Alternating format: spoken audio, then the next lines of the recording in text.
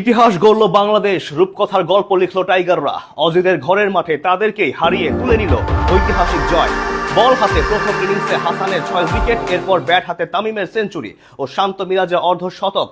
দ্বিতীয় ইনিংসে এসে আবার বল হাতে মিরাজের ঘূর্ণি। অস্ট্রেলিয়ার মাটিতেই অজিদের হারানো। কে ভেবেছিল এই অসাধ্যটা সাধন করবে বাংলাদেশ? সবাই তো হিসেব করছিল 2 দিনেই ম্যাচ হারতে হবে টাইগারদের, কিন্তু টাইগাররা তো মাথা নোয়াতে জানে না। আর শান্ত লিটন মিরাজদের নিয়ে গড়া এই দলটা ভয় পায় না কোনো কিছুকেই, হোক সেটা মাইটি অজি কিংবা হোক সেটা অন্য কোনো প্রতিপক্ষ।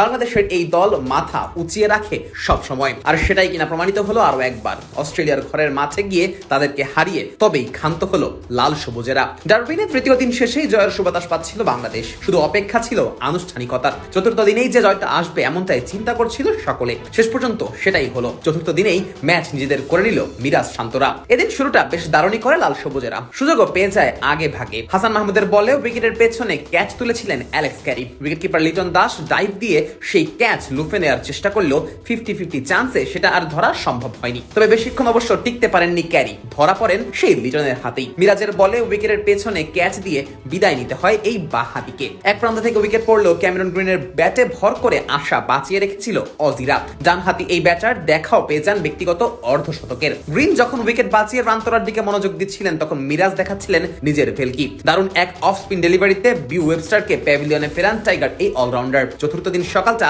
একান্তই যেন ছিল মিরাজের। দিনের তৃতীয় উইকেটটাও নিজের করে নেন এই ডানহাতি। অজি অধিনায়ক প্যাট কামিন্সকে বাধ্য করেন শর্ট লেগে ক্যাচ দিতে। 7 উইকেট হারালেও শেষ পর্যন্ত অবশ্য লিড নিয়ে নেয় অস্ট্রেলিয়া। 15 রানের লিড নিয়ে লাঞ্চ বিরতিতে যায় স্বাগতিকেরা। বিরতির পর এসে অবশ্য বল হাতে উইকেট তুলে নেন tiger pacer Taskin Ahmed. 18 run করা মিচেল স্টার্ককে ফেরান টাইগার এই গতি তারকা। উইকেটের পেছনে লিটনের হাতে ক্যাচ তুলে দেন স্টার্ক, যা খুব সহজেই তালুবন্দী করেন লিটন।